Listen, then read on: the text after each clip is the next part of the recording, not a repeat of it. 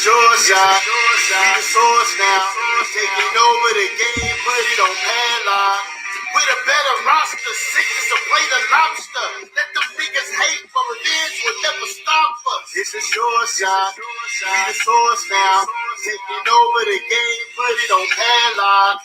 With a better roster, sickness to play the lobster. Let them niggas hate, but revenge will never stop us. Kill the cancer, you can call me a sick assassin. Cut the chains, you can call me LeBron James. Make a decision, but you never had me in derision. Changing the vision, but God them that caused division. Real, never in submission like I need permission. Niggas steady telling lies like a politician. Nigga need to cool it down, but we the new edition. Yes, yeah, the name is the source. Check the reinvention. Real, you think we not prepared for the fallout? Watch us stack this information. Watch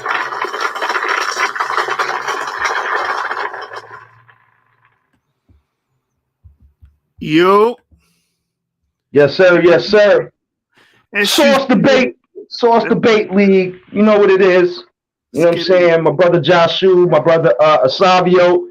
We're going to get into the discussion of these legal topics. You know what I'm saying? We're going to discuss the law and legal literacy for the Source Debate Leagues and everyone who is chimed in.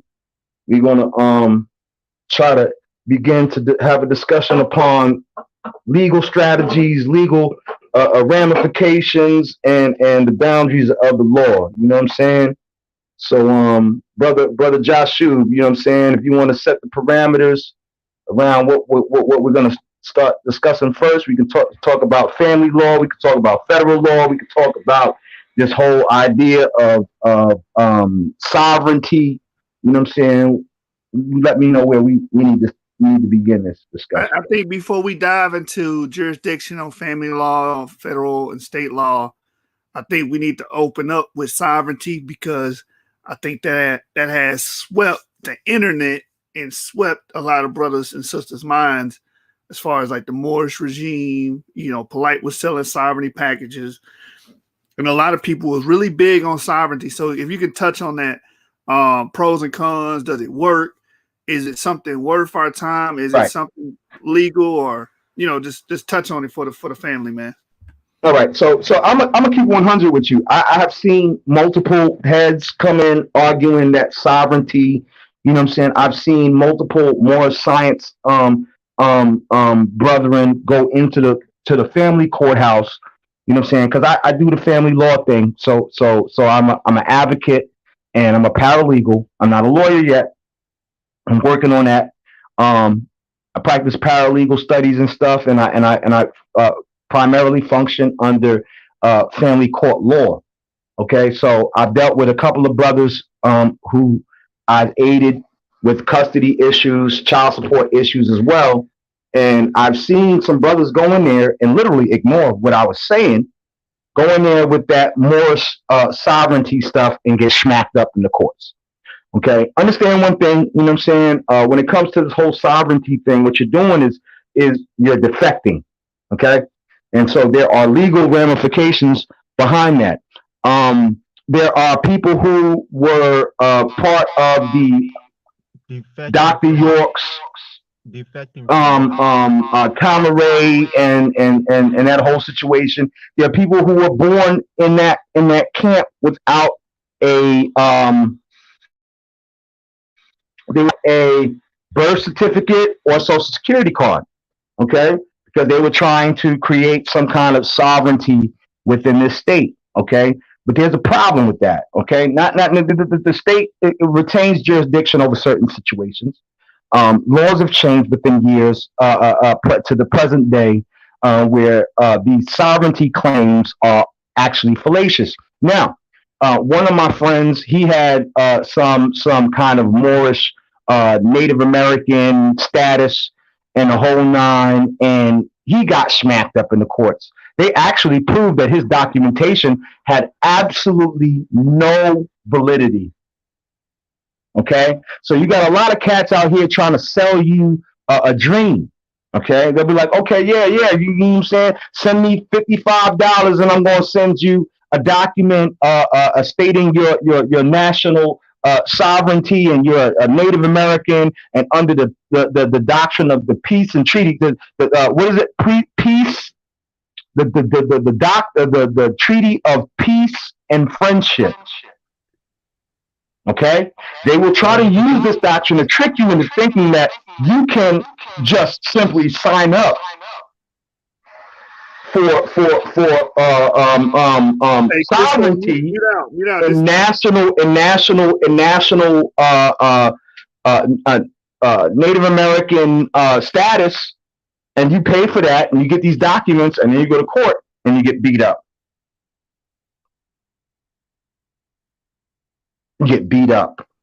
So when it comes to this whole sovereignty thing, there's a lot of different aspects to this that we have to understand.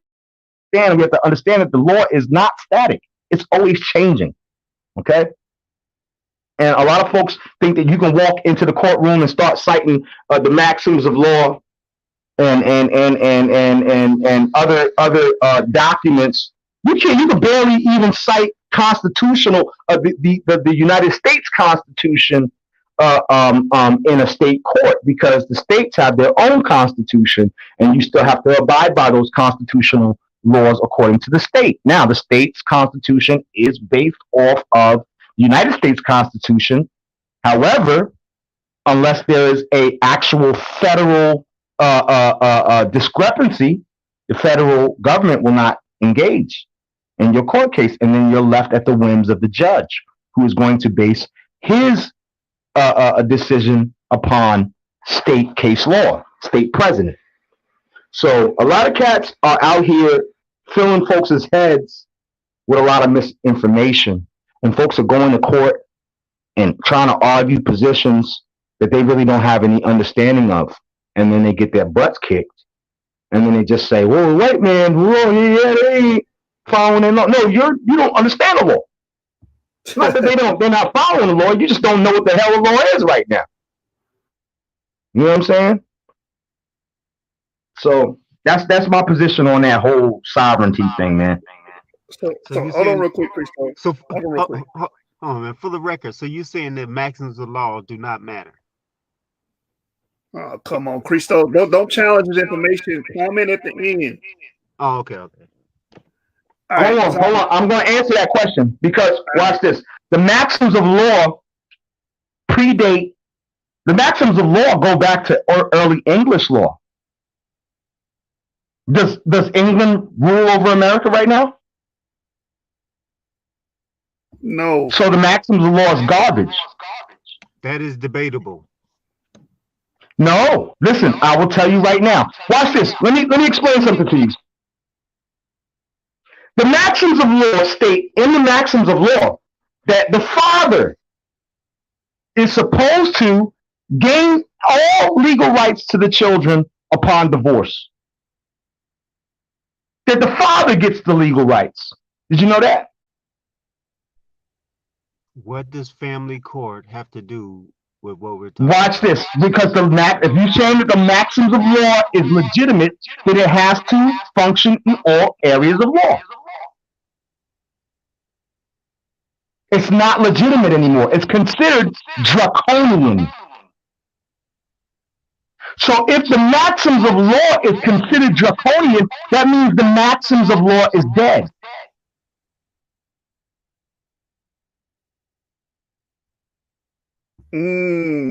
Okay. It's dead. It's considered a draconian and old school legal precedent, and it is no longer in effect. Not here in America. So Zion, my follow-up to that is, a lot of brothers are saying that the United States courts, the United States government has no jurisdiction over them, and that's why they have a right to sovereignty. Can you touch on that? Yeah, I'd say that's bullshit. Like, anytime you go to an imperial government, you're going to tell them that you have rights over yourself when you have to trade and do all kinds of things within that government in order to survive and live. You are left at the whims of that government. So if you're not a part of this government, then you need to be self-sufficient. That means that you can't even trade under the legal laws. How are you going to trade with somebody But wait a who's minute, wait a even minute. outside it? Say you trade with somebody over international law, but in order for them to ship anything to your community, say you got a community in land, they got to ship it through the legal process here in America. And you're not sovereign. You're not sovereign. You're not sovereign because you have to be able to provide for yourself. You have to have your own land. That land cannot be compromised by the United States. All of these lands that are considered within the territories of the United States are under the control of the United States. You are not sovereign if you don't have your own land that cannot be touched. Okay, all right, to follow that up. Hold on. If somebody So had all of know those you want to be things, could they adversarial, be brother? sovereign? What they would need to be sovereign is actually state and federal acknowledgement of their sovereignty. Now, watch this. With the Native Americans were given their land. My grandmother is 85% Shinnecock Indian. Their land is in the Hamptons of New York, which is like it's like the LA of New York. It's like Hollywood of New York. Okay, so you got cats like Puff Daddy and stuff going over there and getting houses and stuff over in the Hamptons. This is Indian land. How the hell did Puff Daddy get land over here? You know why? Because he had the money to do so.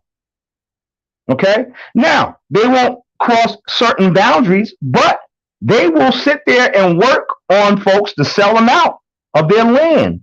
And every day, the Shinnecock Indian Reservation becomes smaller and smaller.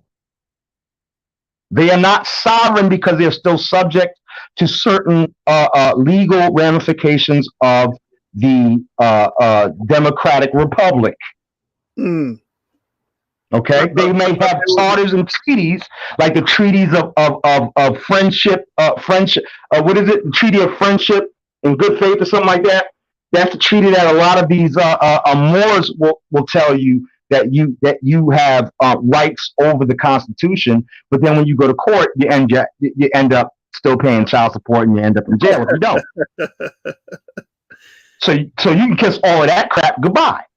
Because when you're dealing with the imperial government, they're not giving you sovereignty. Because if they give you sovereignty, now they got to give these cats sovereignty, they got to give those cats sovereignty, and now we have a divided nation. And so, in order to maintain the stability of a nation and the powers and authorities, the status quo, there cannot be any real sovereignty within this country. You got to go someplace else and pull that crap. That's why they sent black Africans over to Liberia. And look how Liberia's doing. So Zion, a great follow-up to that. If you claim a sovereign citizen, and are you what's the word I'm looking for? Shooting yourself in the foot? No. Yeah, of course, but you know, does traffic infractions apply to you? Absolutely. See, once you got to understand this, you driving on a public street. Who paved them public streets? What money paid to pave that public street? Now you can drive in your backyard with no license all day. We can do that on 4-wheelers. We can do that in monster trucks. We can cut a rug in your backyard as long as you own your property. But the moment you step out onto that public property, you are subject to the laws of the state. You cannot drive without a license. And you know you can, but if you get pulled over, you're gonna have a problem.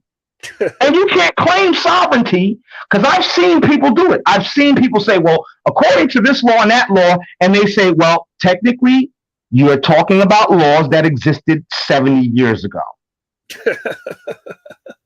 And right now, there are thousands of precedents that argue against that law, and if you want to take it to an appellate court, you're still going to get your butt kicked. Right. Yeah, man.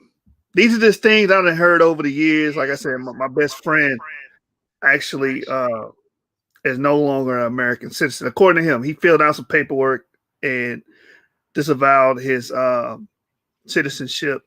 Right. Got rid of his birth certificate. All type of crazy stuff. So you remember what happened to Mos Def?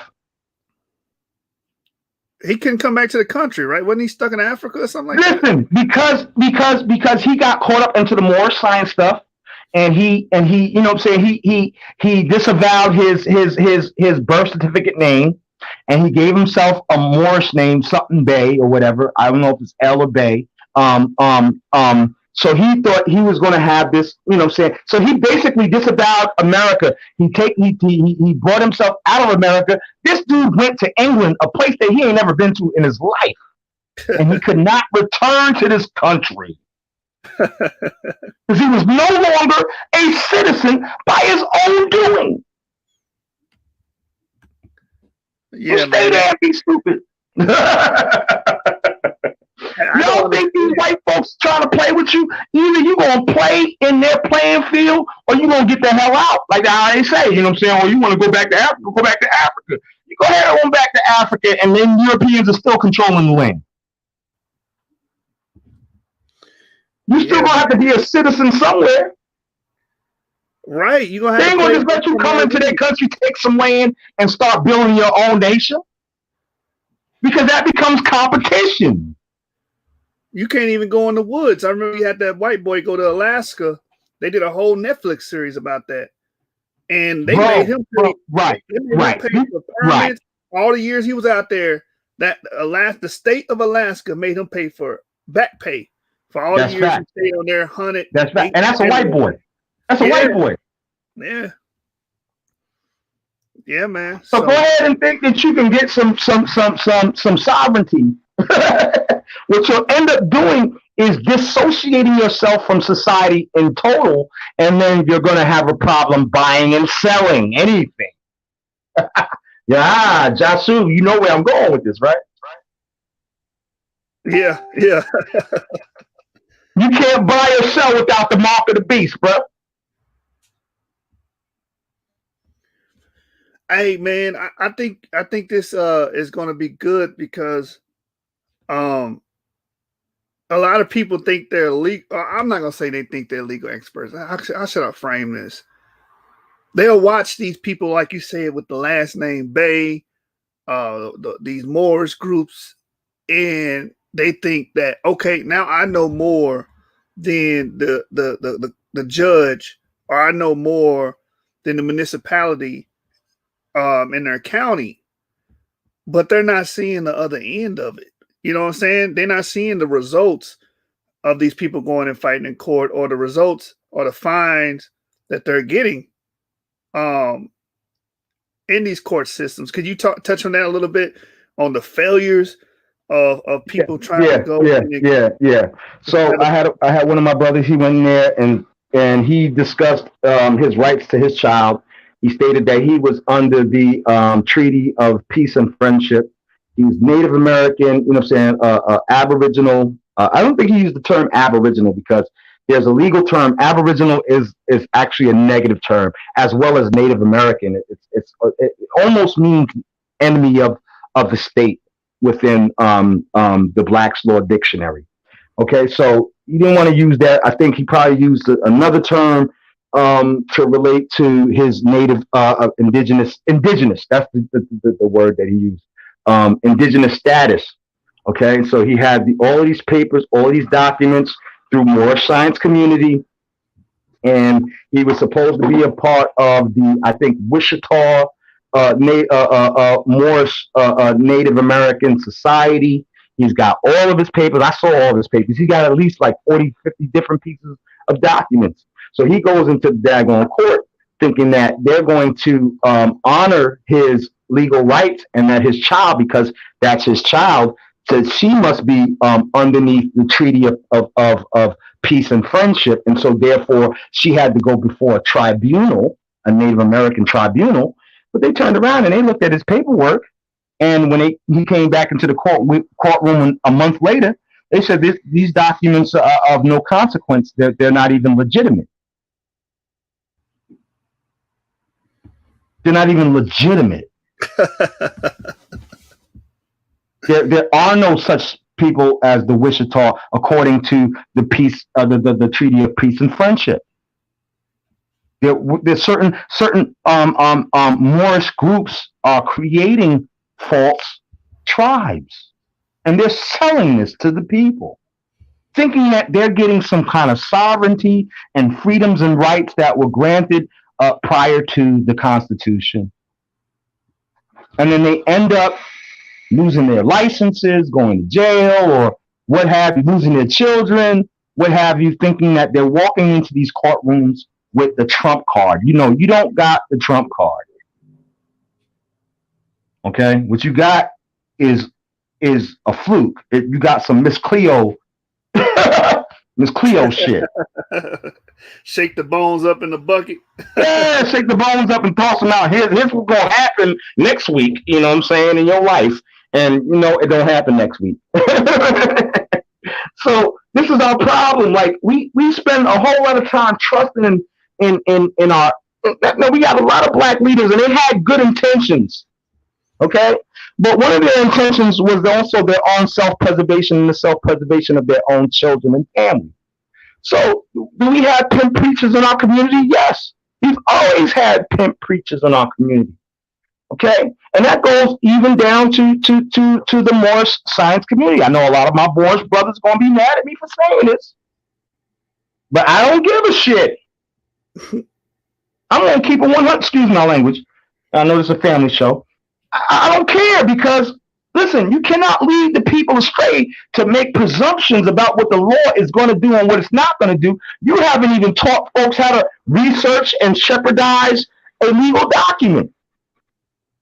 You don't know what the difference between a primary source and a secondary source, or a binding authority or a persuasive authority. So you think you're going to go into some courtroom and present some documents and say, oh, well, a law passed in 1956 said this, that, and the other, when millions of laws have been passed since then till now, and you're gonna move the court?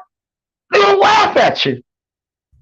They're gonna laugh at you, because they're like, this is the reason why they practice law in the first place. You need to get yourself a lawyer. Why are you coming up in here without no lawyer? You don't even know that the laws that you are citing are old and out of date.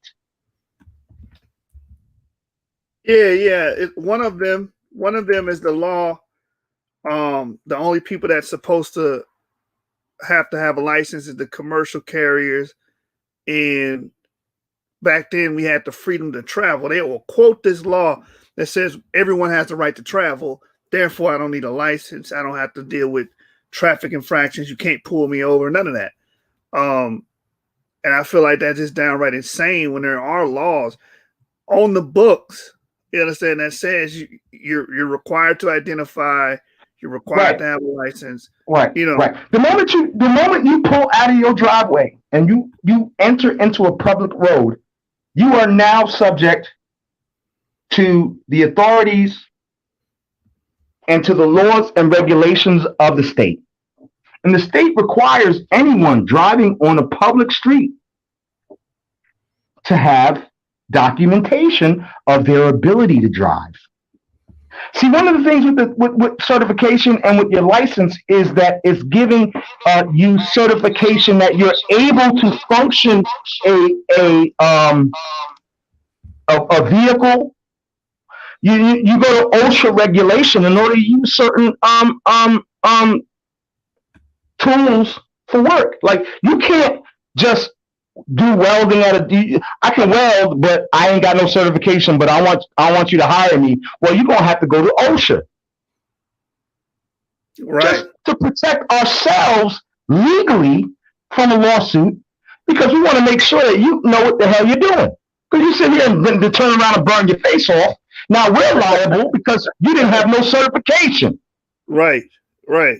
Okay, you can actually sue the state if you were driving down the street and there was no certification for you to drive down the street, and you ended up crashing into somebody's car and killing them. That person's family don't have to bring up a lawsuit against you; they can bring it up against the state.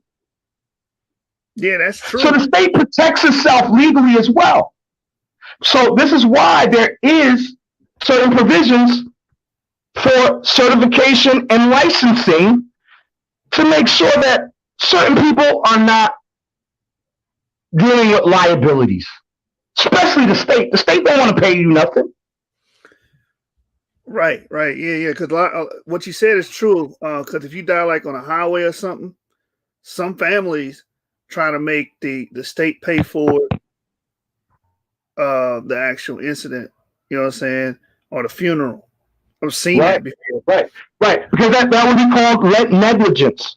Okay, so if the state did not require licensing and people were driving without licenses, and then you could prove that that person who was driving without a license, who crashed into your son's car, and your son was a casualty of that, whether he was physically injured or he died in that situation, then the state becomes liable for it because it did not create the provisions to protect that from happening. All right. So you have to have a license. You can't just be driving around with no license. What about jurisdiction and totality? Because they're even saying that these people don't have the right to arrest us. These people don't have the right to do anything to us. That's garbage. Okay, what a lot of folks try to do, especially with a lot of cults and cult followings, is they try to make extreme and exorbitant promises. Okay, if you follow us, we're gonna teach you how that the laws don't matter to you. Oh yeah, that sounds great to me. I'm gonna join. Oh yeah, I don't have to abide by any rules, laws, or regulations. Right. And that's so stupid because when they turn around and get arrested, first thing they do like is, oh well, I'm a moor, and this, that, and the other, blah blah blah, and they still end up getting locked up. Okay, I'm struggling to be quiet, but okay, y'all go ahead. Go ahead. You got what's good, baby? So bad. Where's Fabio going? Fabio dipset on that one. Go ahead, Christos. Say what you got to say. Go ahead. You want to throw the fork in the road? No, it's cool. It's cool. Go ahead, man. Go ahead. So do you agree with me or do you not agree with me on this? Because I'm gonna tell you, man, I've seen it. I've seen it happen. Yo, my boy came in here with all of his documents.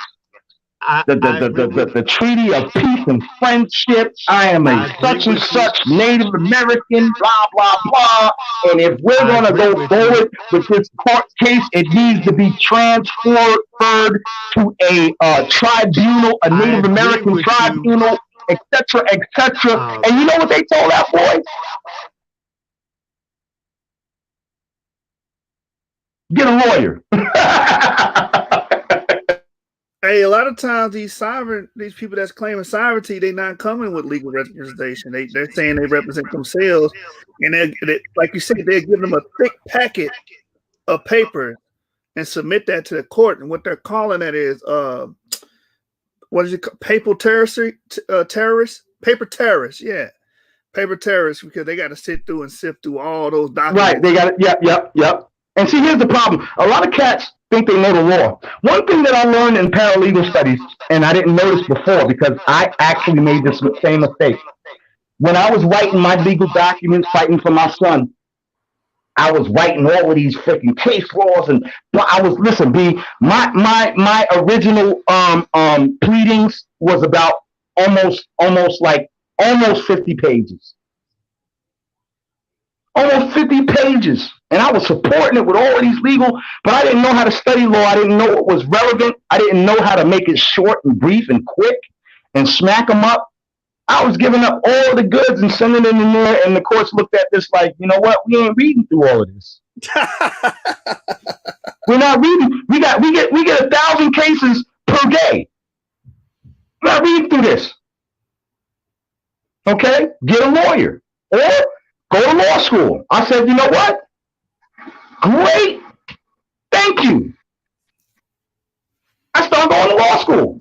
You know what I mean? Right. You know what? Fuck that. I'm not gonna sit here and put all my trust in some white man who got a degree and got relationships with the judge and every other legal person who's in the courtroom who's not on my side.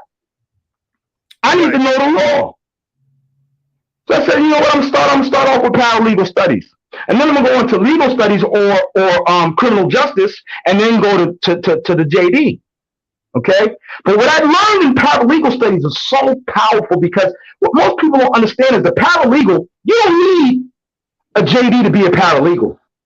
But the paralegal is the person who actually does all of the research, all of the legal knowledge and writing and preparing of documents and such, and organizing cases and dates. The paralegal actually is, the lawyer needs the paralegal. The lawyer goes in there to argue the case, but the paralegal actually writes the argument. Okay.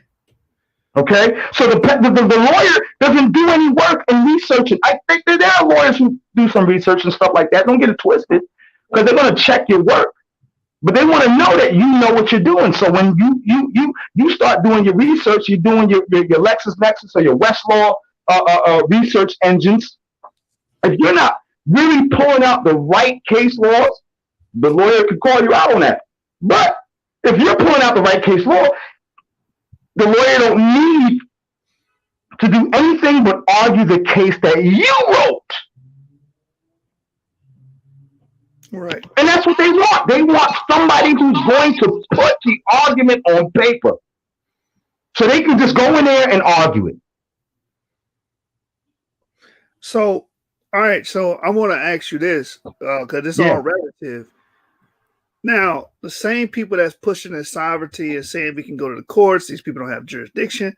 They're also saying that you have a right to a large sum of money, and these people have your money, and all you have to do is claim sovereignty and your birthright they use. Legally, if you assume your birthright, then you have access to this insurmountable amount of cash that's tied to your birth certificate and your social security. Show me one Negro who got any portion or part of that cash. That's what I'm trying to figure out. I want to see one Negro. Just one Negro. Look, man, these people saying they don't have to work. They can just pull from this account that has all this money in it. No, see, that's crap talk. See, it's the same thing like Creflo Dollar. Creflo Dollar will tell you need to sow your seed. You need to pay your tithes. You need to sow your tithes and your offerings, and the Lord is going to bless you. But 90% of his following are poor. Ain't nothing changing. They're living by check to check, and they're still sowing their seed. So I feel like, and I'm gonna keep it 100. Like, don't get me wrong. I'm not talking against the Prophet Noble Drew Ali, or you know what I'm saying, or the Moorish science community, the original Moorish science community. But you got a lot of pimp preachers within the Moorish science community. You got a lot of cats who are trying to manipulate folks into following a specific idea and trend. A lot of these folks actually believe it because they were taught it. They never had to actually use it in a legal situation, you know, minus some minor traffic infractions. You know what I'm saying? Still lose and pay $25 for a ticket. Right. They still gonna come over to you and tell you that you're a sovereign, and that underneath us, if you come underneath us, you know what I'm saying, you're gonna receive some money, some reparations and et cetera. Understand this: reparations was destroyed with the 14th Amendment. So the moment you had equal protections under the law, because you're not the people, you're the citizens, and under the citizenship, you receive equal protections under law under the 14th Amendment. But the 14th Amendment, see, one of the brothers I was talking to the other day, I told him, I said, you know, the 14th Amendment actually denies reparations. You cannot get reparations without destroying your own equal protections. He was like, no, it doesn't. Where is that? I said, look at Section 6. See, you read Section 1, 2, and 3, but you ain't going to 5 and 6. So you don't even know what the daggone 14th Amendment says. But if you go to the 14th Amendment, the 14th Amendment removes all obligation for slavery, financial obligation for slavery and anything else concerning slavery and racism. Whoa, we're going to go back to that one. That's a bombshell. Hold on, brother. In order for you to get reparations, you actually have to abolish your own freedoms. Okay, because I want to talk about that, but I want to talk about this comment first, and we're going to go right into that, brother. This brother, JJ, said, I actually tried that. I paid my mortgage with that account and got a call from the feds. Now, I always hear this. Mortgage. So he needs to sue the people who told him that. That's called, listen, they're liable for telling you something that wasn't true. He needs to file a lawsuit against them and let them pay the rest of that, since you told me some crap that didn't work. You're liable now. Wait a minute. That's negligence. That's fraud. Hold on, time out. So are you saying the civil forfeiture is not real? Explain to me the civil forfeiture. What? That's what we're talking about. If he talking about he bought his house. No, he's not talking about civil forfeiture. I know it's no. That's not civil forfeiture. What he's talking about is that he had some kind of money laid up in some account that these folks told him about, and because he followed their ideals and doctrines, that he would be able to access this hidden money, and it wasn't no hidden money. Yeah. Civil forfeiture will be like, it happens to drug dealers all the time. You understand? They get busted. The state will possess their possessions, right?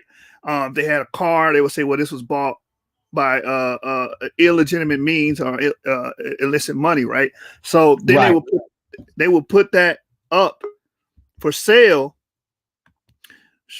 Shout out to James. He just jumped in the building. But they'll put that up for sale, and that would be civil forfeiture, right? And it's right. So the state takes a civil charge after the fact that they've filed the criminal charge. Once you lose the criminal charge, all of the other issues, the civil issues, like what you purchased, your house, your car, etc., that is forfeited. Right. That's completely different than saying you got I'm not going to use the word magical because the brother's going to get offended. Right. You got a magical bank account somewhere. You got an account somewhere that just laying up and it's loaded. They're saying it's loaded. And you just got to go to the court and deny citizenship and claim sovereignty, and bam, you got access to this money. You can buy houses, cars, anything with it. I haven't seen any working examples for it. You know what I'm saying? I have yet to see any working examples of someone using the birthright to pay for anything. Right. They say you can do bills, you can pay for bills, childs, all type of stuff. You know what I'm saying? But that's real silly. But I would love for you to break down that amendment, because Kanye West basically was like, we need to get rid of the 14 and 15 Amendment. Because it says that slavery is still okay as long as you committed a crime. Right. The 13th and the 14th Amendment are still dealing with us. Right. But you brought out a poignant point that I've never seen anyone bring up, that those amendments also means no reparations. So if you could just expound on that for us. All right. So basically, once you go through the 14th Amendment, the first article, so you have, you know what I'm saying, you got subsections, right? So you got those subsections or whatever. First subsection deals with giving equal freedoms and protections to all citizens, etc., etc. Citizens, it doesn't say the people. Understand that you are separate from the people that is spoken of in We the People in the beginning of the Constitution. That's not you. You are a citizen because you were once a slave, or you are an immigrant, or etc., etc. You're a citizen. Okay, so you are subject to the laws of the land. Okay, and they're giving you equal protections, because there wasn't equal protections in the past for Native Americans, Asians, or African Americans, much less even the Irish and Jews. You got to remember, Roosevelt. Roosevelt was a Nazi sympathizer. He did not look at Jews as white. Now today, all of a sudden, because they got light skin, and you know what I'm saying, and they got some power and some clout. They're looked at as white, but they were never looked at as white in America prior to Theodore Roosevelt. Okay, so now you got cats thinking that that there are certain laws that separate them from the rest of the people of the state. They think that, they got freedoms because of the 14th Amendment, and that makes them the people. That doesn't make you the people. You are given freedoms after the 14th Amendment. The 14th Amendment comes directly after the abolishment of slavery in specific cases where a person is not duly convicted. So slavery still exists. That's what it says in the 13th Amendment. Slavery shall be abolished except that's the but. Remember, but negates everything that was just said. But except in cases where folks are duly convicted of a criminal act. Right. And so slavery still exists within the penal code, within the penal system. Okay? Now the next amendment is the 14th Amendment, giving, you got equal protections. We're going to give you equal protections because you've been, you've been beaten up, you got Jim Crow, you got this, that, and the other. You have equal protections under law to sue and file for discrimination, etc., etc., etc. However, the fine print says in the 6th section of the 14th Amendment that the country is not obligated or no more obligated upon giving you these freedoms, no more obligated to paying you reparations. So in order for you to argue reparations before the Supreme Court, you have to argue against the entire 14th Amendment, which gives you equal freedom. The moment you do that, then you get shut out. You get shut out. You don't have equal freedoms anymore or equal protections to even argue for reparations. That's why they did that. I'm reading it right here, and the brother not lying. It's section 4, I believe, unless there's another. Is it section 4 or section 6? It might be section 4. Yeah, it says the validity of the public debt of the United States authorized by law, including debts incurred for payment of pensions and right. Section 4, my bad. Right. For services in suppressing insurrection or rebellion shall not be questioned. But neither the United States nor any state shall assume or pay any debt or obligation incurred in aid of insurrection or rebellion against the United States, or any claim of lost emancipation or emancipation of any slave. But all such debts, obligations, and claims shall be held illegal and void. Right. See, one of the things they were doing is they were trying not to have to pay back all of these white supremacists, but they did. Here's the funny thing. All these slave owners that were losing their slaves during the Emancipation Proclamation were getting paid back for their loss. Right. But the only people who didn't get paid was the slave.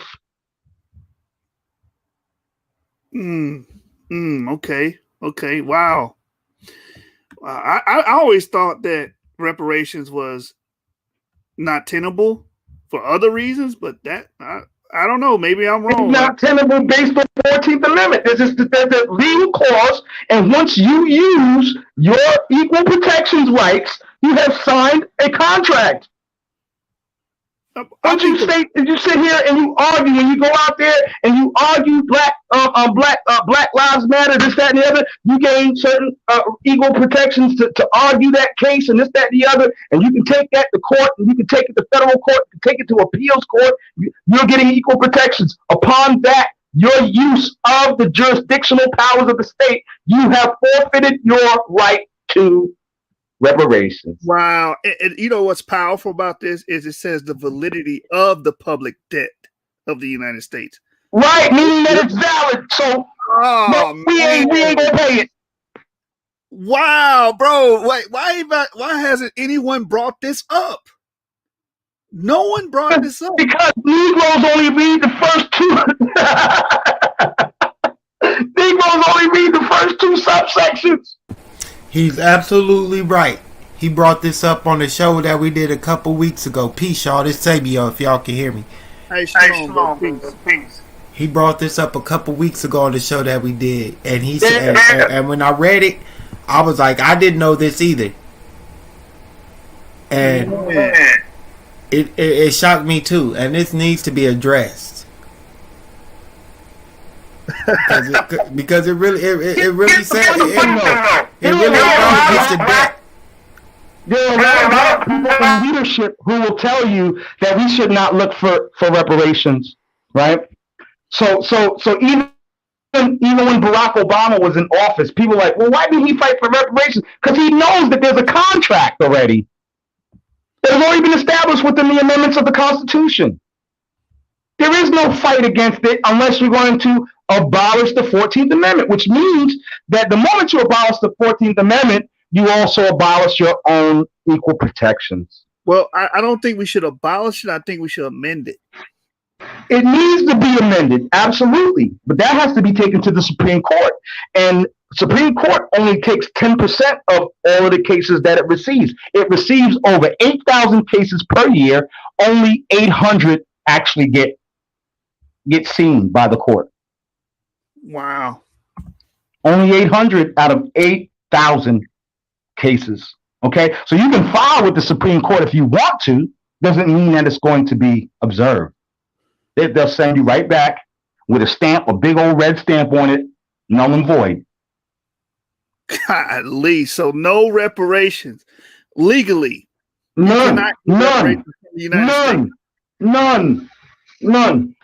We forfeited that for 14th Amendment for equal protections. That was us forfeiting our right to reparations just to be a part of the country. Oh, you just want to be free, man. We just want everything that everybody else got. Okay, well, we'll do that for you, but you can't ask us for no money. So Kanye West was a genius. Y'all all Kanye West was a lion. When he said that, I knew what he meant. He's a fucking nutcase, though. But he's not stupid. He's not stupid. He's just out of his mind. And I would be too if I was as smart as he was, and I understood what the hell was going on. I would have lost my mind too. Okay, so with the 14th Amendment, when did that go? Not when did the 14th Amendment go into effect, but when do the words go into effect? I believe that the 14th Amendment kind of went into effect maybe a few years after the Emancipation Proclamation. Because even though the Emancipation Proclamation went into effect, people were still being held as slaves and servants. Right, but I'm saying, what was it prescribed for? If it's not mentioned there in the text, what time period was it prescribed for? All right, so we got to understand this. What was the reason why? Was it from the creation of the document or from that time? No, wait. What was the reason why Lincoln emancipated the slaves? I'm going to tell you why. Lincoln actually did not emancipate the slaves. Lincoln actually stated that if he could save the Union without freeing one slave, he would. So he was not concerned about slavery. Right. No. What he was concerned about was keeping the Union intact, stopping from having two Americas. Hold on, let me go. Because what was happening was the South was trying to succeed and make the Confederated States of America. Why do you think they still have the Confederate flag? Hey, they were going to try. Let me address the panel real quick. Go ahead, brother. Sabio and Cristo. Y'all both have echoes. So when y'all not speaking, can you please just mute? Another thing is this is Zion's show, so he can dictate it the way he wants to. You know what I'm saying? This is his show. He owns the floor here. That's all I want to say. Go ahead, Zion. All right. So I, and I'm not about trying to control the whole floor, but you know what I'm saying. But in the interest of understanding what was going on at the time that Lincoln was making the Emancipation Proclamation, right? Understand that he never had a desire for African Americans to rule the country. He made statements that if he was to choose between blacks and Europeans running the country, he would have chosen the Europeans. We know this. Okay, that's not what the issue was at that time. The beginning of the industrial era was beginning. That's right. The industrial era was beginning. Right. So watch this. Industrialization changed the face of the American commerce. So once industrialization became a factor, now we had to change the position of slaves, because you had people owning slaves and they were just farmers. Like, are we going to sit here in a state of draconian behavior, just keeping slaves as farmers, or are we going to start beginning to try to create an industrial era before somebody else starts beating us to it? And the only reason why the industrial period even was created was because of a dude named George Washington Carver. He started creating assembly lines, and the moment he started creating assembly lines, this changed the face of American commerce. Now we can build machines, we can package food, and we can do this all in less time. Now we can sell it outside of the state. We can begin to transport it and import it to other countries. This is what made America the largest power in the world. Not just slavery. Okay? Understand that slavery had to go to the industrial complex. And one of the parts of the industrial complex is the prison system. Because you gotta listen, they got folks in there building telephones and license plates. They're doing industrial chain line work. That's the chain game that changed. Okay, so this is why it was important to change the face, because if they allowed the South to secede, the South would have stayed in a perpetual state of ignorance, like a lot of these cats in the woods still do. Okay, while the rest of the modern world was beginning to industrialize. So it was important. He understood that industrialization required that it wasn't just black folks working. We want to make white folks, lower class white folks, work too. Okay? So understand that slavery was not abolished because of some moral code. It was abolished because there was a new political and financial system in the works. And the only way to make that work for the American government before any foreign nation took it was for them to free the slaves and then to force the slaves back into labor.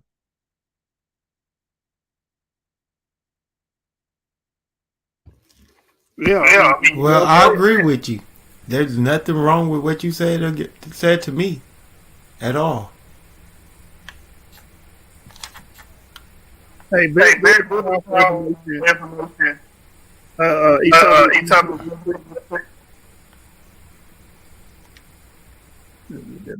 a lot of static, but very powerful information by our brother Zaya, man.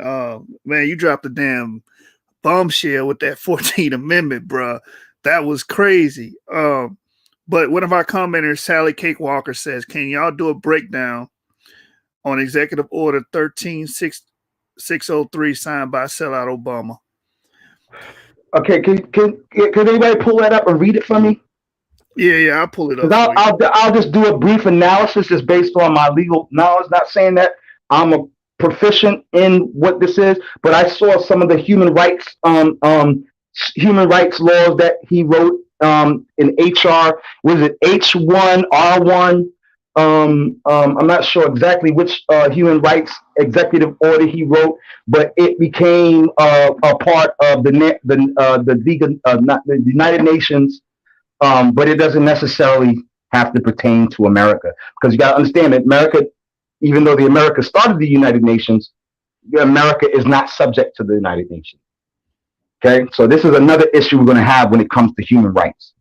Okay, so I would like somebody to please read that one for me so I can answer this sister the best way I know how. You know what I'm saying? With some of my knowledge and my limited understanding. 13603. Let me find it. Okay. National Defense Resource Preparedness. Let me share my screen. Yeah, man. I wonder. Hey, sister, tell us what were you trying to get out of this? We can better help prepare the brother to tackle this, because this is a big document. Let me see. Section 104, Part 2. Yeah, man, we gotta know what part of this is the issue. Let's see, maximizing domestic energy supplies, chemical and biological warfare. The authority of the president conferred by Section 104B is delegated to the Secretary of Defense. Loan guarantees to reduce current or projected shortfalls of resources, critical technology items, material essential for the national defense. The head of each agency engaged in procurement for the national defense. Each guaranteeing agency is designated authorized terms and conditions. Loans to reduce current or projected shortfalls of resources. Additional authorities, materials, subsidy payments. Yeah, she's going to have to tell us exactly what she's trying to get out of this. This is a lot of stuff. Strategic and critical materials, government-owned equipment. The head of each agency engaged in procurement of the national defense delegated by the authority of the president. Procure and install additional. Yeah. Hey, sister, let us know exactly what you have a problem with in what section, so the brother can answer you more clearly, because we're going to have to read this whole book. Yo, some of these laws are freaking crazy, man. I mean, they be going through freaking all kinds of subsections. You be reading for days on one little legal issue, one legal topic. And that legal topic, or certain provisions within that legal topic, can change. And so, that's what I want to understand is, like, where is she coming from with this specific legal code? You know what I'm saying? Is this a HRR, a human rights? You saying defense? So this is a military legal issue that Obama forwarded. Yeah, it's about national defense. So I don't know if she's trying to say that, because a lot of people argue the police state, that we're going into a police state and military state, right? Which is very interesting to me, because if you abolish the police department, right, like Black Lives Matter is advocating for defunding them, they'll say we're not trying to abolish them, we're trying to defund them. Okay, if you defund them, there's no money to put police officers on the streets and higher positions, right, administrative or police officers, right, and you're getting rid of them. Right. Well, some of the funding that's going to the police departments right now is over. I don't even know what the word to say, but they're militarizing the police, and I think that becomes a problem. Once you start militarizing them, you start paying for large amounts of weapons when they're supposed to simply be maintaining a standard of law. That becomes an issue. However, one of the issues that forwarded that was, 9/11 and some of the issues of terroristic threats, which I'm now in question on whether this was purposefully done in order to get to this point. You see what I'm saying? Yeah. People always talk about, and I'm gonna keep it real. The night that 9/11 happened, I was on a subway underneath 42nd Street and the Twin Towers. The night before, headed home to Long Island. I got home, and I probably didn't sleep for more than 2 hours before my brother, who was on the train with me, called me up and said, "Oh, turn on the TV." I'm like, "Why? Turn on the TV." And I'm like, "Yo, we just got finished talking about this. Like, we was underneath the Twin Towers," and I was making a joke, like imagine if some Arab came in here with a bomb strapped to his chest and just blew up the whole building. I was making a joke. You know what I'm saying? Like, don't get me wrong. I don't want nobody freaking goddamn. I don't want the feds to start. Research should be. It was just a random statement, because there had been like 2 attempts before on the Twin Towers. Right. So then here we go. The next morning, 2 planes fly into that, and now all of a sudden our defense, our international defense issues become a whole nother issue to discuss. So, I'm not blaming Obama. I don't necessarily think that Obama is the most honest person, but he's dealing with politics. And so, dealing with politics, you got to know how to politic. You don't come in there as no black man and be like, well, I'm just going to be nice and I'm going to be honest and I love you all. And, what I'm saying? No, B, you got to get gritty with these cats. These are some grimy motherfuckers. Excuse my language. Yeah, man. And I don't particularly care for most of Obama's stuff. And at the end of the day, I know that he is related to higher echelon white folks on his mother's side. He was actually groomed to be a president a long time ago. Before anyone even assumed that there would ever be a black president, they chose Obama because he was being prepared to be a president. Okay. So when it comes to any laws that he has enacted, I do scrutinize it. You know what I'm saying? So I hear what the sister is saying.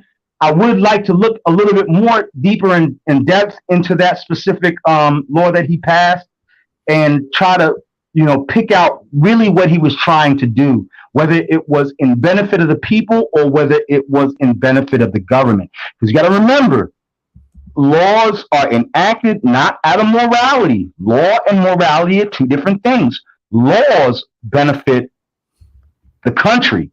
Now, that doesn't necessarily mean it benefits the people. I think I got what she was trying to get out of that. Okay. Drop it. The people's gripes with this executive order is if they do a national emergency, they can seize resources. They can seize your resources. Right. So they're preparing for what do you call it? Martial law. Right. So I guess that's what the sister was trying to bring from that. And I remember when Obama was the president, the standing president, everyone was talking about that. Oh, he's going to usher in martial law because they're able to take your. It's like they're taking control over the resources, the land, and everything. That means that you can be as sovereign as you want to, but if they decide they need to freaking goddamn use your plot of land, yeah, your sovereignty goes out the window. Yep. Okay. National you know what I'm saying? Overrides every. These folks think they're sovereigns. I brought this up earlier with the David Koresh situation. David Koresh was doing all of this sovereignty thing, trying to separate from the state, trying to separate from the union, and create his own little, group that was only under. His law and the laws of how he interpreted the Bible. You know what I'm saying? I was talking to you earlier about how he decided that it had to be his burden, since he was the leader of these people. He wanted to keep them pure, from all sin and temptation, that he took on the burden of having sex with all of their wives. Listen, B. I want you to be saved. I want you to be saved. And so I have to take on this difficult, I have to bear this cross where in order for you to be pure, you can no longer sleep with your wife. But since your wife needs to be slept with, I will take that burden on for you, brother. Man, thank me later. Yeah, that was wild, man. He was wild. And this is the same thing that Dr. York did. And I know a lot of people won't be upset with me, but most of these leaders, most of these religious leaders, they was stretching their legs out. Not their legs, but I'm just to be politically correct. They were stretching something out. Yeah. You feel me? So, here's our problem, is that we are so, okay, so let's go back hundreds of years to when Europeans started coming to Africa and to the indigenous coasts of Americas and Australia and the Caribbean, etc., etc. The moment they came over here, they realized one thing. They said, these people are really freaking nice. Or what? Like the moment they came over here, like, oh my God, look at your skin, like you pale face. Wow, you know what I'm saying? Never seen a motherfucker like you before. Hey, let's go and have some dinner. You know what I'm saying? We just caught like 5 deers, and you know what I'm saying, and we got them roasting on a hot fire, and you know what I'm saying, we about to, you know what I'm saying, light a fire and have a good time and smoke some peyote, and you know what I mean? Come on over. Right. So the white folks came on over, and they're like, they're sitting over here looking at this like this is the opportunity. But how do we take the away from people who've already been here? Okay, well, number one, we got guns, but we want to try to manipulate some things first. We got to understand the terrain. We need them to teach us about how to grow and et cetera, et cetera. So they make friends, and then they turn around and they start destroying them. They start committing genocide upon those people. Okay? But the main way that they gained friendship was through religion. Okay? So they sent their missionaries and sent their religious folks over and said, you believe in God, you believe in spirits, you believe in this. Well, guess what? We believe in Jesus, and he's a white man, and he's going to save your soul. You don't have to worry about nothing. You know what I'm saying? You can die in your sins and do whatever, and as long as you repent and believe in Christ and his salvation, you're golden, man. You're going to heaven. You're going to a place more beautiful than the place that we're taking from you. Cold-blooded, man. That's cold-blooded. Promise them heaven and take their damn cold-blooded, bro. So we see that there's a pattern of our faith that oftentimes leads us into detrimental situations. Not necessarily with Israelites and stuff. The Israelites maintain their faith and would not allow. Certain people, were testing the waters. You know what I'm saying? And the Bible discusses this. This discusses, us taking on foreign beliefs and how this works against us. And I have to agree with that on that in that specific idea that the moment you trade your beliefs for someone else's, you lose your entire identity. And not only your entire identity, you lose your land and you lose your authority. You lose your jurisdiction. Jurisdictional powers are gone. So again, you just yielded yourself over to a foreign entity. So I was reading that executive order, and it pretty much says that the government concedes control of all commodities and products that are capable of being ingested by either human beings or animals. All forms of energy, right. All forms of civil transportation, all usable water from all sources, health resources, drugs, biological products, medical devices, materials, facilities, health supplies, services, and equipment. And here, last but not least, here's the cherry on the top: forced labor. Yes. So watch this. So say The Walking Dead happened tomorrow. Now we in a zombie apocalypse. The military comes through, and we over here trying to stockpile our food and prepare ourselves with our weapons and stuff to protect ourselves against the zombie apocalypse, right? And here comes the military. Hey guys, what are you guys doing? Oh, come over here. We're trying to protect ourselves. We're trying to, you know what I'm saying? USA. And then they take your food, take your girlfriend. Like, listen, B, you might as well let her come with us, because in a minute you're going to be out here butt naked and with a paddle stick, and we're going to take your bat, you're going to take your machete, we're going to take your hammer too, because we need that. And you just out here butt naked, you're going to have to figure this out. So you might as well let the women come with us too, right? So that's really like yielding all of your defenses to the state. Right. Right, man. Yeah, I think that's ugly. I think that's ugly. And if Obama did that, he's a total fucking douchebag for that shit. Excuse me. Well, this is why I'm not on the left and I'm on the right, because the left always advocates for more governmental power. You understand? More control by the government. We don't need a totalitarian government where everything that we do in life is dictated by big government. Right. I don't necessarily think that the Republicans are doing any better in that regard either, though. You know, I don't, you know, I look at both parties as two wings of the same bird. You know what I'm saying? I really do. You know, I've seen some positive things come out, some negative things come out of the liberals. I'm not going. A lot of negative things come out of the liberals, and I've seen some real nasty things come from the Democrats. I mean, you know what I'm saying? The conservatives. So, you know, I tend to try not to take sides with either one of those wings of the bird. I'm not a part of this bird. You know what I mean? I respect it. You know what I mean? I'd rather be shooting an arrow at the bird and eat that mother. Some hot sauce on them. You know what I'm saying? So this is a problem that we have. We have to understand, like, the system is not geared to help us. It's not geared for us to have later resolve in the future. Okay, and they gave us a half black president and acted like he was the illest of the illest since Malcolm X and Martin Luther King. And I have to digress on that. I cannot agree with that.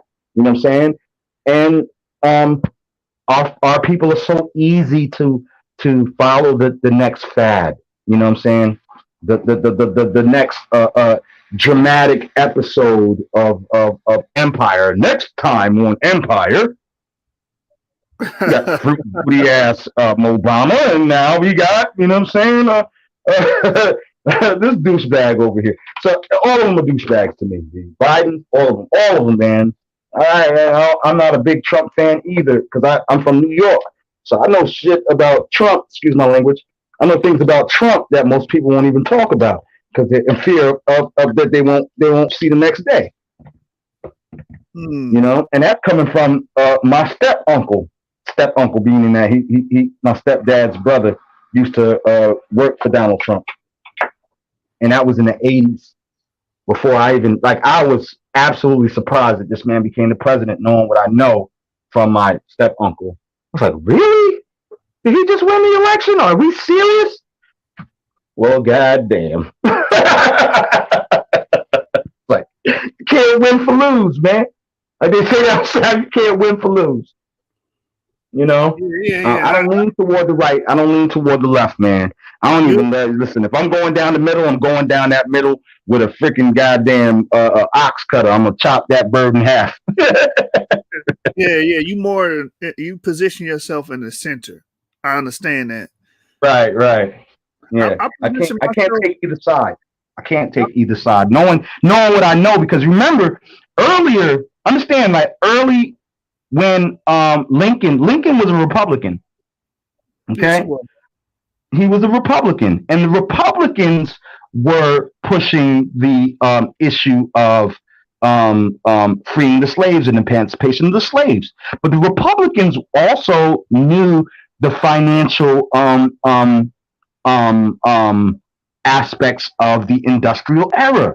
So they were like, listen, B, we can do this and do that. All we got to do is, you know, switch the tides a little bit, because everybody wants to be a farmer and everybody wants slaves on their land, and, you know what I'm saying, this, that, and the other, and live this, you know, lifestyle. And we have more working hands if we put even some of these folks that own slaves on the workforce.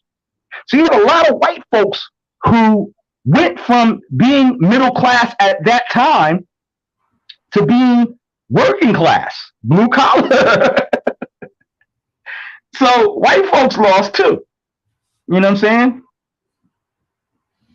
Right. They had to, in order for the industrial complex, the industrial age, to exist. Otherwise, the Russians would have got it, or somebody else would have got it, and they would have started freaking goddamn, you know what I'm saying, using that and our own racism and our own prejudice would have hindered us from becoming the industrial complex of the world. And it's one of the reasons why America is as powerful it is, not just because of slavery, but because of industrialization.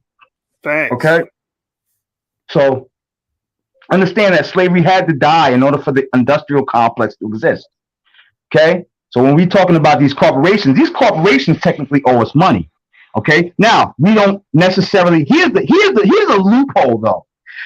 Because we talk about the 14th Amendment and that we're not able to receive reparations from the government, but there are corporations that still exist that were built on slavery.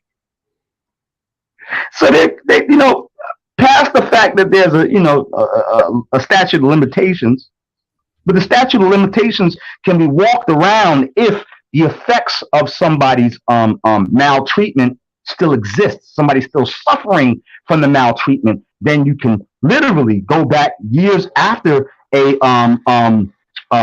statute of limitations and still sue them. So now the lawsuit is not against America. The lawsuit is against what's the name of that bank? Wachovia. You see what I'm saying? Yeah, yeah. So now we start attacking if you want to get reparations, we sue the companies that existed from that came up from that. We can't sue the American government because then we have to challenge the 14th Amendment. Yeah, man, that's huge. Me personally, I think we should sue the Democratic Party. The Democrats, the Republicans too. Okay, some of these come on, man, George Bush and all of them, the damage that they did, freaking goddamn. Look at the Contra scandal. That was what's your boy name? Reagan. Yeah. And my granddaddy loves Reagan because my 90-year-old granddaddy loves cowboy movies. So when Reagan became the president, he thought it was the best thing since sliced bread. And then he did the whole Contra scandal, which brought crack cocaine into our communities. That's true. The war on drugs. I understand that. You see what I'm saying? So that's a lawsuit. That you know what I'm saying? Homophobia is a lawsuit. Everything going back that caused us the black codes and red codes, Jim Crow, anybody who benefited from slavery, any corporation or public entity or private entity outside of the United States is, to me, still liable. Okay, Zion, you are the legality guy. You are a legality guy. So what is it feasible for us to take a political party to court? I think so. Absolutely. It depends on what the argument is. And the argument has to be valid for the court to accept it. I think we got a lot of valid arguments. Black codes, Democratic Party. The party to keep slavery going was the Democratic Party. Democrats actually started the Ku Klux Klan, actually prominent Democrat members, and they purposely held us back from owning homes and starting businesses. So I think we have a solid 100 years of damages. I think this would be like one of the largest class action lawsuits ever. It would have to become a class action lawsuit. You know what I'm saying? Man, because you'd be suing multiple parties at once. Right. You know? Yeah, man. That's an interesting thing. I like just having this conversation. That's what made me think of it. Like, hold on, like there are still some folks that are still liable, even though there's a statute of limitations. The statute of limitations does not bear any weight if somebody's still suffering. So, say the statute of limitations for me to sue somebody for a car accident was 7 years, right? But I didn't find out that I had back issues and internal problems until 10 years later. I could still sue them. Oh, okay. That's very poignant and important that you said that. So if the Black community is directly being affected by policies and laws, okay, either party, I throw the Reagan thing in there because I agree with you. But the fact that the welfare state, for instance, I can argue that negatively impacted Black Americans. So right, and still to this day we're impacted by it, and so therefore the statute of limitations cannot run out because it's not like, oh, we just got over it. We're still suffering from it. That's wow. Yeah. Yeah, we need to know that. We need to know that. Wow, I gotta figure out who we got to collect and get together to make this thing. Man, we need to get a collective of some Black attorneys. Now, I like Crump a little bit, although I think he's like the next and I know Sharpton personally. I've met Sharpton at my mom's church and the whole nine back in the day. I know Sharpton. I know Cornel West. I actually had Cornel West go to my mom's college and do a dissertation at her college. So I met him years ago when I was going to college, and I linked him up with my mom. And I think to this day, Cornell still remembers me because I saw him like maybe, I'd say about maybe 5 or 6 years ago. And he immediately called me out. He was like, Brian. I was like, oh, he remembered my government name. The brother Cornel West, man. You know what I'm saying? But it behooves me why these brothers have not had this discussion, or if they have, why wasn't any proactive moves made? You know what I'm saying? Maybe there is some legal legislation that I need to look up. Maybe I'm being a little naive, but according to what I've learned in the last 2 years of paralegal studies, you know what I'm saying? The statute of limitations can run out, but if there is an effect, a negative effect, a liable effect that still exists, then the statute of limitations actually can be crossed. So you can go back 100 years. You know, if there's a company that has benefited from slavery, why haven't we sued them? Right. You know what I'm saying? Why haven't we sued Wachovia Bank? Wachovia Bank was built off of slavery. I learned that when I was in Charleston, South Carolina. Didn't know nothing about no Wachovia Bank. Oh, Wachovia, you going over to Wachovia? Go put your money in Wachovia. Well, who's Wachovia? And somebody else turned around and was like, don't you put your money in there. They owned slaves back in the day. I was like, oh, hell no. Right. You know what I'm saying? So, you know, here we are. We got all of this history, and ain't nobody making no effective moves to try and secure some kind of reparations, some kind of fund to you know, we could be actually trying to push reparations from these companies for at least scholarships, you know what I'm saying, and you know, financial support for our children to go to school. I'm not looking for, you know what I'm saying, 40 acres and a mule. Secure my child's education. You know what I'm saying? I'll do the rest. Yeah, Democrats are the reason why we don't get 40 acres in the mule. They voted against it. I believe it, because Democrats are going to pander to the white community. Okay, understand that the Democrats try to pander harder than the Republicans do, because the Republicans know they got the vote. It's the Democrats that got to prove something to some of these right wing, I call them white wing extremists, folks that don't want, you know, want to go back to the freaking goddamn good old days, make America great again, and bring back slavery. You know, not saying that Trump is that kind of person. I don't think he ever wanted to bring back slavery, but I don't think that he looks at us as equals. Okay, he doesn't. You know, understand that within European society there was always an underclass. Right, okay, right. Even before they even met with the Moors or any white person or any black people or any other country, they had their own underclass in their country, and they still maintained those behaviors, those cultural and societal norms, rules, regulations, social conditions, where somebody is beneath and the other person is above. Okay. Right. Truthfully honest in the comments said buying land and separating sounds even better.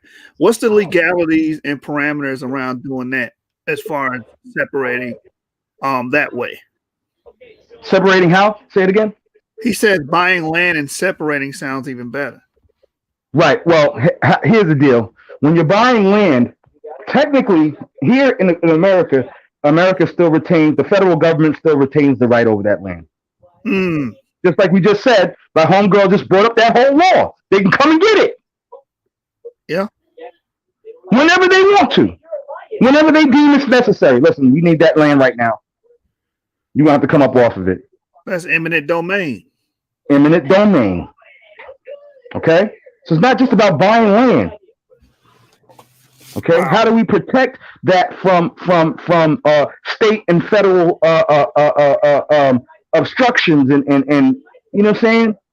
How do we protect that? How do you buy land and then state you can no longer touch this land anymore? Because they can go to the Native Americans, like my grandparents, my grandmother's family land is the Hamptons. They can go over there and take land. They're still trying to take land over there. Wow. Okay? They've never honored any one of their treaties. They make it look like they honored their treaties, but at the same time, they're like, hey, you know, let's give them a whole bunch of brews and some scratch off cards and a casino and let them freaking goddamn destroy themselves. But when it's time for them to come through, just like they did to what's that? Standing Rock? Remember that? Yeah.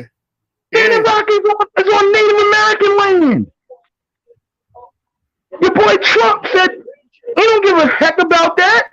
We coming over here, we doing what the hell we want to do. Because it's the federal government. And they did it. And now Standing Rock is polluted. Yeah, because at the end of the day, they're telling you we own this. This is ours. Right. And They're not tell us we giving you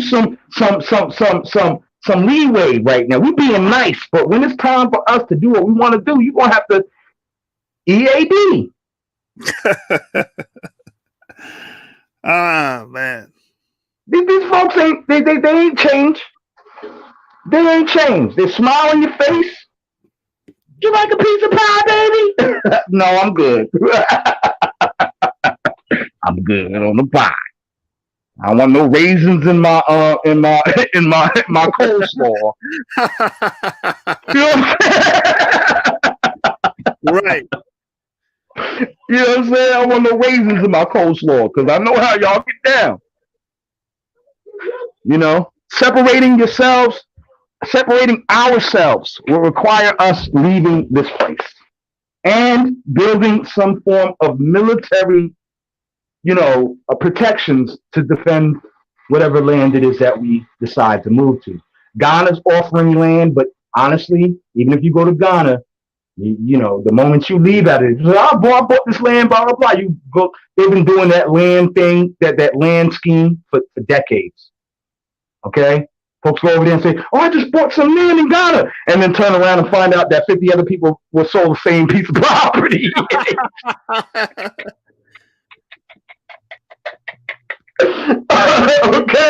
So we got to be careful, man.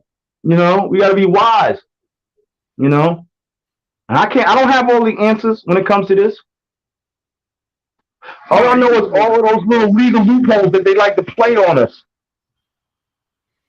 Yeah, man. You did an excellent job tonight, man. I mean, a lot of powerful. You had a lot of haymakers. Like that 14th Amendment was a haymaker. You know what I'm saying? I don't know why no one has ever read that. That just blows my mind. Because they don't get past the fact that they get freedoms. The moment they say, "Oh yeah, we get equal freedoms," that's when they stop reading. Oh, you keep on reading, bro. Read just a little bit longer. Like read it all the way to the end. Before you say that you good, before you say you good money, read the whole thing. Damn. So fighting for reparations is negligible if we're saying that the state or the government has to do it. Right. You're not going to get it that way. Not going to get it that way. Now, you start attacking the corporations that benefited from them and argue that the effects are outstanding and overturn the statute of limitations.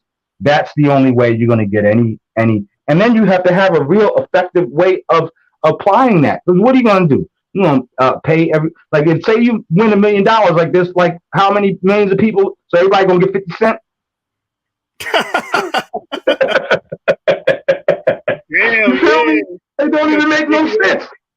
They can give you $40 million and you still wouldn't be able to freaking goddamn take care of everybody. So what do we do with that $40 million? We start trying to, build a scholastic, resources for our students and scholarships and grants and loans and stuff to African Americans who are trying to go to school, African Americans who are impoverished, and folks who have grown up in specific circumstances, and create grants. And that's the only place really where any value is going to go, with the amount of money that you can get from those kinds of companies. They need to pay up. They really do. You know what I'm saying? I believe the American government needs to pay up, but the American government already signed a contract, and as long as you driving on them streets with your license, you have signed that contract. Right. You know what I don't understand? You know what I'm saying? You going to work? Do you have a job? Yeah. Do you go to work? Yeah. Do you pay your taxes and do you get your tax returns? Yeah. Okay, well, you signed the 14th Amendment contract, and it says you get no reparations from us. Wow. What kills me is I don't understand why people think fleeing this country and going somewhere else. Like, you leave this country because you believe that you're a second-class citizen, and then you go somewhere else just to be a second-class citizen. Right, and you're a total foreigner. And you're a total foreigner over there. You know what I'm saying? Come on. Look at Burundi and Rwanda. These folks live in the same land. They've lived there for thousands of years, and they're killing each other. Yeah. And all some white man has to do is say, hey, guys, over here, we're going over to this side. Hey, I'll throw you a couple of M16s and some grenades, and you know what I'm saying? You go over here and kick those guys' asses. And now we got a problem. Now we're fighting against ourselves because we want some guns and some weapons and some power and authority. And that's how they keep the continent destabilized. Yeah. And then they reap the benefits of all the natural resources while we sit over here and kill each other, even in our own land. One of the reasons why they got rid of Haile Selassie is because he was the first person, in the modern world in the 20th century to say Africa needs to unite. All of the nations of Africa needs to unite and create their own money. Then all of a sudden, he was deposed by a Marxist government that he actually, because all of those Marxists were Ethiopian students that he sent abroad to college. He sent them abroad.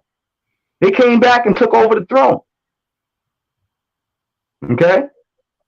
So then you had Gaddafi. Gaddafi said he followed up behind Haile Selassie. We unify the African dollar. He's dead.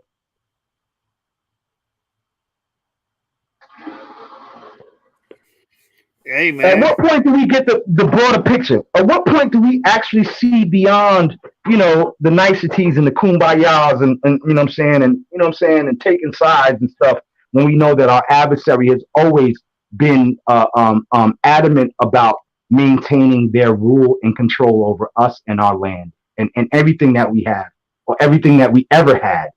What I'm saying? That's a fact. We got a serious problem, and we're sitting here warring against each other over religious ideologies when we need to be uniting with each other in order to destroy our main adversary. The enemy of my enemy is my friend. Yeah, well, I just think at least until the enemy is our enemy is destroyed, and then we can go back at it with each other. You know what I'm saying? Word, man, we got to get it together. We got to know this legal system. We got to understand it. Okay, and this goes back to the laws of Hammurabi. If it wasn't for our own people, okay, there would be no law. The first codified law came from the laws of Hammurabi. This is the Ur of Chaldea. This is Samaria. Okay, these are our people who created the first codified legal system. Like codified, like you know how they say, be like, okay, Title 28 of the USC, Section 20, Section 6, subsection, blah blah blah, this, that, and the other. The Sumerians did that first. And the first laws prior to that was Hebrew and the Egyptian law of Ma'at. So we were the ones who were codifying law and writing it down. And they took that and they started playing chess with us. And now we are lawless. They were lawless. They didn't have it. They were lawless. Now all of a sudden they got the law and we subject to their law. Hold on, B. That was our law to begin with. You know? Yeah, man, role reversal is a motherfucker. Role reversal, man. It's called transference. Transfer. Now we're the lawless. Now we're supposed to be the Gentile, and they're supposed to be, oh, get out of here. These Negroes did these MFers barely knew how to bathe themselves. Yeah, I mean, at a point in time, they were savages, but they were straight savages. That's what they called. They were called the lawless. They were the lawless. Yo, B, there was this movie called Rome. Oh my God, it's a TV series, and they actually show historically from what was historically written about the behaviors that were going on just in the street. People's children just getting raped in the street. Your daughter could be walking down the street and somebody just freaking goddamn snatch her up and start raping her in front of you, and you can't do nothing. Wait, what? Yeah, man. Rome was sick. You think Paul was going into a place that was anywhere near as lawful as Israel? He went to a worse place. They were snatching, they were raping people, they were actually having sex in the streets. I heard that one. I heard the sex in the street part. You remember the bathhouses? Now the bathhouses in the 80s here was the same thing. In New York, they had bathhouses and they still kept that behavior. The homosexuality came out of the bathhouses of New York. Wow. Okay, San Francisco, bathhouses. Then it turned into the rest stops. And the gay people started meeting up at the rest stops. The modern day bathhouse, but that came from Greeks and Romans. Hey, you better be careful with that word. That word gay. You know how they are, man. These damn social justice. No, I ain't trying to hate on people who have other sexual, you know what I'm saying? I don't got no problem with them because I don't have an issue. You know what I'm saying? I know my sexuality. I ain't got to demean them, but however, I understand the history of this thing. Right. You know, and it cannot be denied. B, watch that TV series called Rome, bro. You will be shocked and amazed. This is where Paul decided to go and preach the word of God. I would have never went there, bro. The moment I got to Ephesus and saw the behavior, I would have been out, bro. I'm out, bro. I'm out. I can't do this. Ephesus? What? Paul, you telling me to say what? I ain't preaching to these freaking goddamn devils. I'm going back home, bro. What I want to be over here for? I ain't trying to save these cats. Let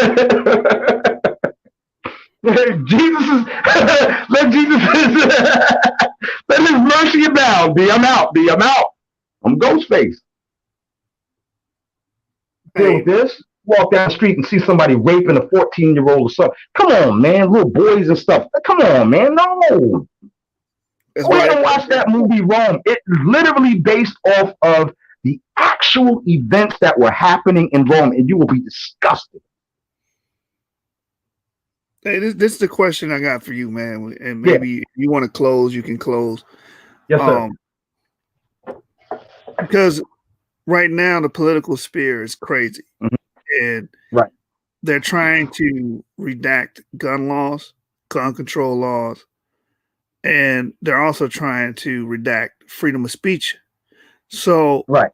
the likelihood that it can be taken to the Supreme Court and you lose your right to bear arms or you lose the right to have freedom of speech. What's the likelihood of that happening?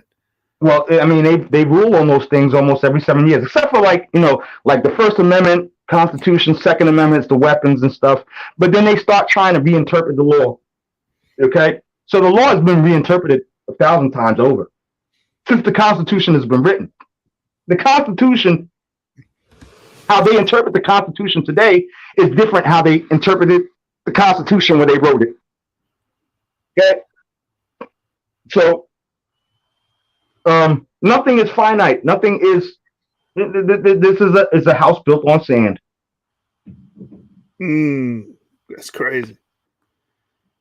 But you know really how you know how they say the Constitution trumps all, but does it really? If you can repeal it, like if it can be repealed, basic rights like being the you right would have to have a really large lobbyist group, and you would have to have some people in a position of power, and legal power, some attorneys, judges, and legal minds, authorities, peer-reviewed scholars, legal scholars, to actually support that. And that's the issue. You know what I'm saying? We don't have access to a lot of that. We do have some black lawyers. We have some black judges. We got, a lot of these cats go, the moment they get into the legal field, they bend the knee. You know what I'm saying? Remember that bend the knee. You're gonna come over here with us. You're gonna have to bend the knee. Right. And then these folks will bend the freaking knee. Yeah, I'll be proud when I see a black woman become a judge. But I want to see what the heck she does when she becomes a judge. I'm not just going to be like, yeah, you're awesome sauce. We got a black woman in office, and then all of a sudden she cooning. Yeah, man, they can miss you with she that. Bending the knee. She bending the knee to the authorities. You know what I'm saying? And Hey, majority of my black politicians are what? They're Democrat. It's true though, man. It's really true, man. We got a couple of black politicians here. I don't want to bring up any names because I know them personally, and I see him buck dancing. Man. But he has this attitude that he's buck dancing for a reason. I say, Negro, you still buck dancing. You know what I'm saying? Challenge the system and don't challenge it at all. You're gonna go into this field and go into with the attitude that you're gonna shake the system up. Because the moment you start acting like you're succumbing to the system and you're making alliances with certain people that don't have the same interests in your mind, then I don't even know how to explain it. It's a sellout mentality.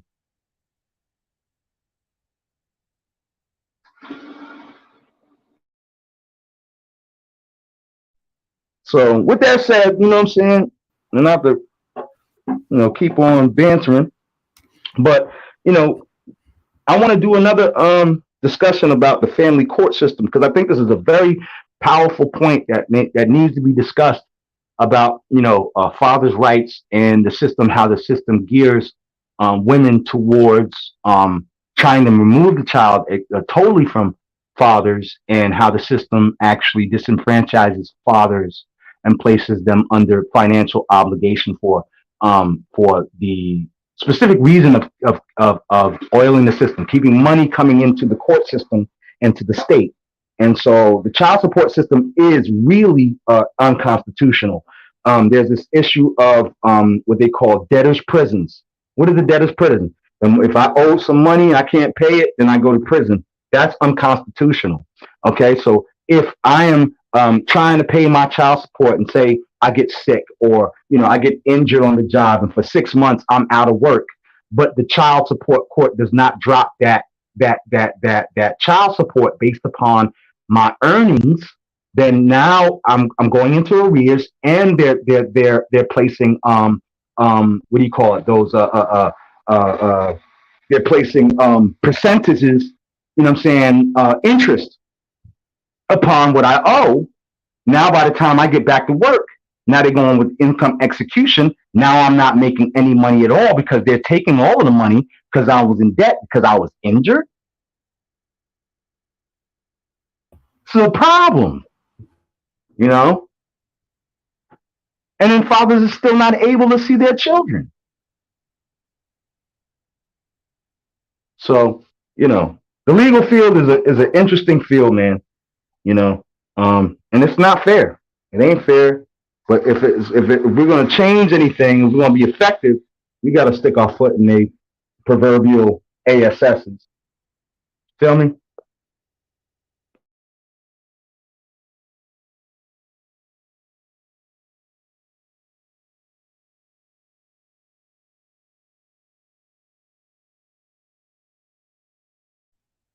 You still there, Joshua? Yeah, man, I had some internet problems. Hold on, I'm back. Okay. Hey, we can close it. Hey, Jihad, you there? Yeah. Johnny Cochran of the of the prophets. Can you hear me? Can you hear me clear? Yeah. We hear you, brother. Hey man, yo man.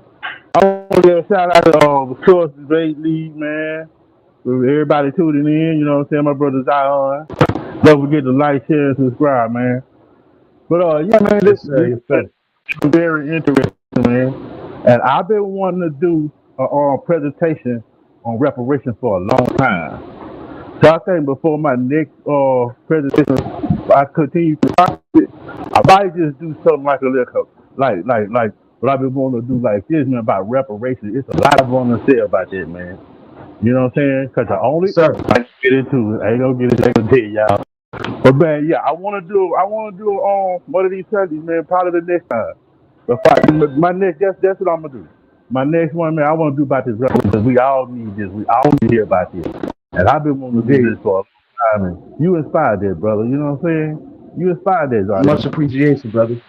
Yes, You sir. know, yeah, it's been real good, man. I've been sitting here listening, man. It's on fire, brother. You've been on fire so much, you made me want to pull out my reparations stuff, put it down. You know what I'm saying? Indeed. Yeah, man. Just let me know when you're in there, man, so I can come in and support you on that. Yeah, I might do it this Sunday or next Sunday because I'm not gonna get back on till next Sunday. Cause man, I'm busy right now. You know what I'm saying? Cause you know, like right now, you know, I'm trying to cut it short because y'all gonna hear noise in the background. I'm at work and stuff right now. So, but yeah, man, next Sunday, not this Sunday, man, but next Sunday, man, I want to do some reparations. You know what I'm saying? Yeah, let's dig into that, man. Let's really dig into that. Yeah, man. Yeah. Johnny Cochran, baby. Don't forget to like, share, and subscribe, y'all. Yeah, man. Jihad always holding it down, man. Zion, you the GOAT. You did your thing tonight. Appreciate it, man. Very powerful show, man. I mean, you dropped some bombshells tonight, man. And you know, man, shout out to Christos, man. You can't be doing that, brother. I'm gonna call you out publicly.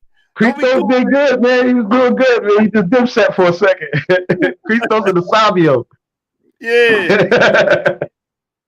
So, any closing remarks before we dip up out of here, brother Zion?